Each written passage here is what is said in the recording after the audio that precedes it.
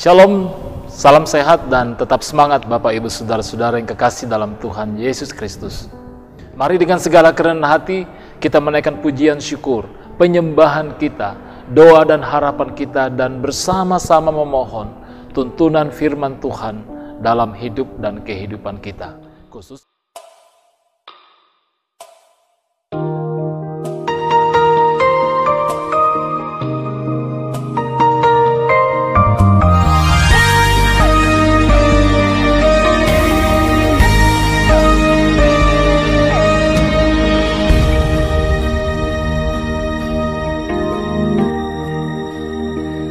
bila kau izinkan sesuatu terjadi, ku percaya semua untuk kebaikanku. Bila nanti telah tiba waktumu, ku percaya kuasa-Mu memulihkan hidupku. Waktu Tuhan pasti yang terbaik, walau kadang tak mudah dimengerti. Lewati cobaan, ku tetap percaya waktu Tuhan pasti yang terbaik.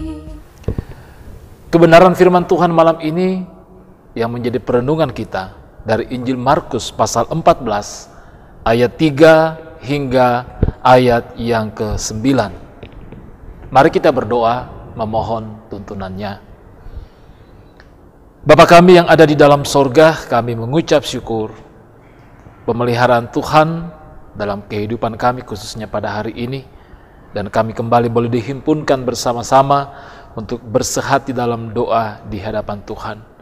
Saat ini kami akan membaca dan merenungkan firman-Mu. Kami mohon ya Roh Kudus, Engkau menuntun dan memberikan kekuatan bagi kami di dalam memahami kebenaran-kebenaran firman-Mu.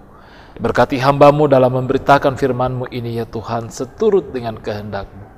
Dan ampunilah kami dari segala salah dan dosa kami, dalam Kristus Yesus yang itulah Tuhan dan Juru Selamat kami yang hidup. Kami berdoa dan mengucap syukur. Haleluya. Amin.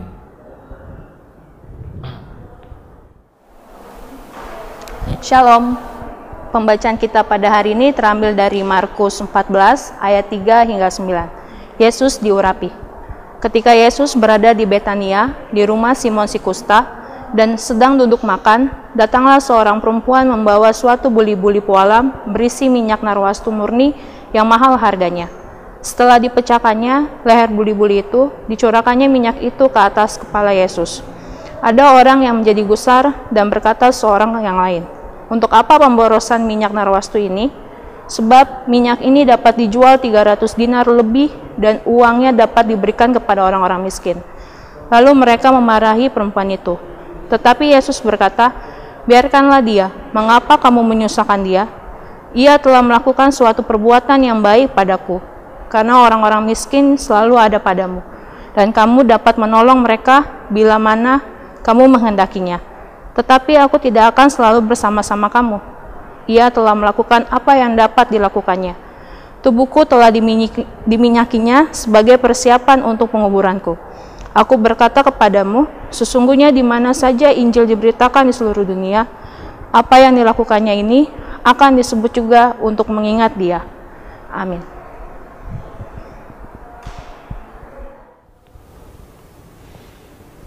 Tema renungan kita pada malam hari ini berangkat dari pembacaan kita tadi, yakni adakah yang lebih berharga?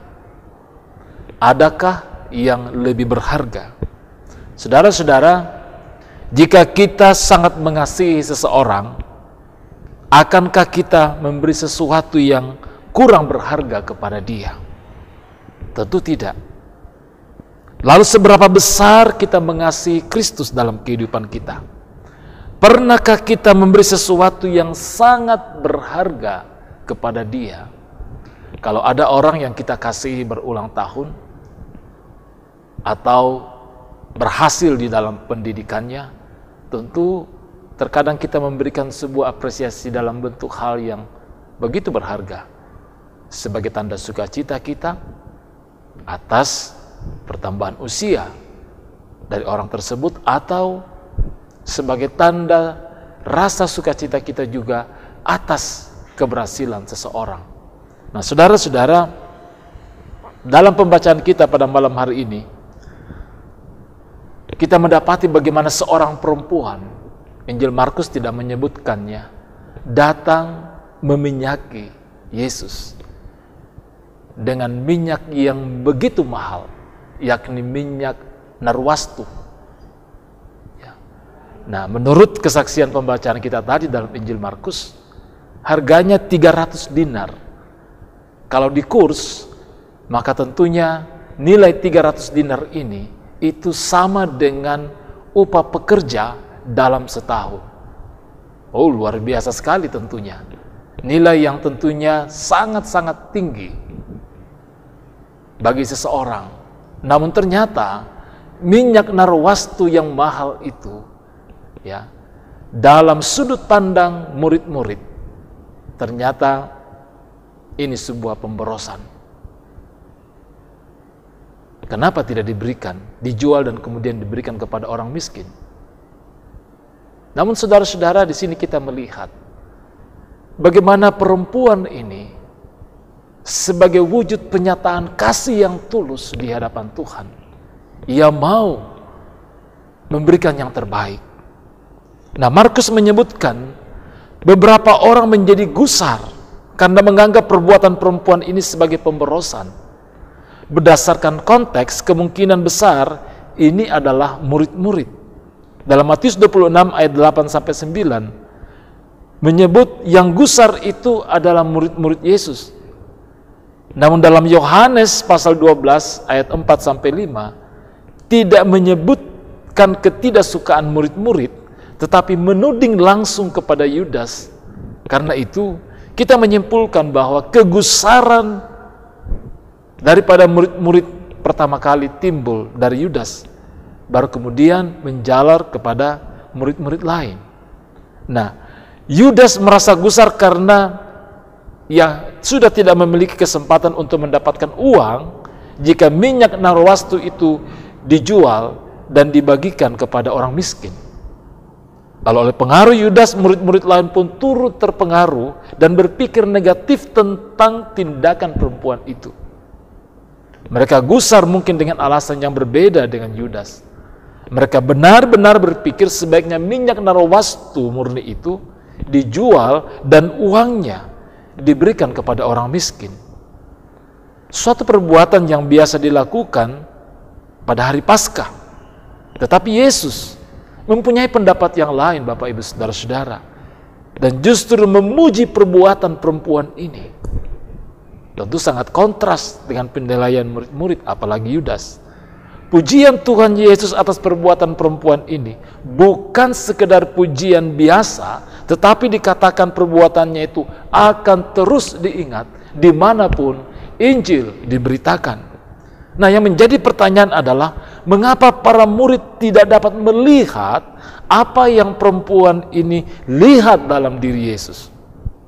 Dalam kasus ini, para murid perlu belajar sesuatu yang penting. Mereka gagal melihat nilai Kristus dan peristiwa besar yang akan terjadi pada Yesus, yaitu penderitaan, bahkan kematiannya. Pikiran mereka telah dikaburkan oleh berbagai ambisi mereka untuk menjadi siapa yang terbesar. Kepentingan pribadi telah menghalangi mereka untuk memahami isi hati Tuhan, maksud Tuhan, dan untuk turut merasakan apa yang Yesus rasakan. Nah, asumsi yang salah ini dan pengharapan yang salah akan Mesias menghalangi orang untuk mengenal siapa Yesus Kristus sesungguhnya. Nah, secara mata manusia, saudara-saudara, perbuatan perempuan yang mengurapi Kristus ini merupakan suatu pemborosan, tetapi dilihat dari perspektif sejarah keselamatan, perbuatannya ini ternyata sangat bernilai, sangat bermakna. Tuhan Yesus jelas-jelas membela perempuan ini dari kegusaran murid-murid dan mengatakan bahwa perempuan itu telah melakukan perbuatan yang baik kepadanya. Yesus sangat menghargai dan menghormati apa yang dilakukan oleh perempuan ini dengan pengorbanannya, antusiasnya, dan kasihnya yang begitu indah. Sebaliknya, para murid tidak mengerti kalau sebentar lagi Tuhan Yesus akan mengalami penderitaan yang sangat berat. Dia harus meminum dan menanggung cawan murka Allah. Tuhan Yesus yang tidak takut pada kematian sebab Dia telah membangkitkan orang mati. Dia tidak takut pada setan sebab Dia yang mengusir setan. Tapi sekarang Dia sangat gentar ketika Dia harus naik ke salib. Nah, perempuan ini memberikan yang terbaik untuk Tuhan Yesus. Dia memberi dengan pengorbanan materi maupun perasaan. Para murid yang lain tidak mengerti pekerjaan Tuhan. Momen di mana waktu Tuhan Yesus sudah dekat, pribadi Yesus dan salib Yesus, para murid itu justru memperebutkan kedudukan. Yudas menjual Yesus, Petrus menyangkal, dan para murid yang lain meninggalkan Dia. Nah, saudara-saudara, bagi orang yang tidak mengenal Tuhan Yesus, perbuatan perempuan itu dapat dikatakan sebagai pemborosan. Namun yang menjadi pertanyaan, kenapa para murid-murid gagal melihat suatu momentum yang begitu berharga? Ke-12 murid Yesus ini dapat dikatakan sebagai murid yang begitu dekat dengan Yesus. Mereka telah melewatkan suatu momen di mana mereka dapat melakukan perbuatan yang mulia yang akan terus diingat sepanjang masa. Nah, bagaimana dengan kita, saudara-saudara? Apa rasa syukur kita? Apa rasa terima kasih kita atas apa yang dilakukan Tuhan dalam kehidupan kita? Bahwa Ia mengalami penderitaan. Ia mau menggantikan kita, memikul salib demi untuk menebus kita. Tentu banyak hal yang bisa kita lakukan sebagai wujud syukur dan terima kasih kita yang tulus. Kalau perempuan dalam pembacaan kita tadi mau memberikan pengorbanan yang begitu tulus, begitu indah, tentu kita juga dapat melakukannya. Karena itu, saudara-saudara, hidup dan kehidupan kita adalah suatu kesempatan di mana kita mengisinya untuk memuliakan Tuhan dengan segala potensi, dengan segala apa yang ada pada kita. Biarlah kita mengisi setiap momen dalam hidup kita dengan segala hal yang bernilai kekal. Dan kita akan merasakan sukacita sejati, sebab Tuhan berkenan atas perbuatan kita. Tiada hal yang lebih indah di dunia ini, Bapak Ibu Saudara-saudara, ketika kita mendapatkan perkenanan hati Tuhan dan Tuhan memuji kita. Amin firman-Nya.